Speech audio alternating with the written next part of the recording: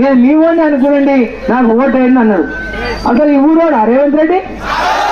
ఏ ఊరికి వెళ్ళొచ్చిండు? మరి అక్కడికి వెళ్ళి వచ్చి ఇక్కడ మొత్తం మనది అక్కడ కబ్జా చేసేసిండు కదా, మొత్తం కొడంగల్ని కబ్జా చేసిండు. మళ్ళా మనని వచ్చి మన ప్రాంతానికి వచ్చి మనని తిట్టి మన ఇంట్లోకి వచ్చి ఇంకోటి తొలికొచ్చిండు. అక్కడికి వెళ్ళి ఆయన వచ్చింది సరిపోలేదంట, ఇంకో ఆయన తొలికొచ్చింది. ఆడికి వెళ్ళి మళ్ళీ పార్లమెంట్ సీటు కూడా తొలికొచ్చి మొత్తం పాలమూరునే కబ్జా చేయాలని చూస్తున్నారు. అంతకుముందు వాళ్ళ మామ ఉండే జైపాల్ రెడ్డి, అప్పుడు కూడా ఆయన 2 సార్లు గెలిపించుకోవచ్చు వీడికెళ్ళి. ఏం చేయలే ఈ పాలమూరుకు. కేంద్రంలో మంత్రి అయిన 2 సార్లు, కానీ పాలమూరుకు చేసింది సున్నా, ఏం చేసింది లేదు.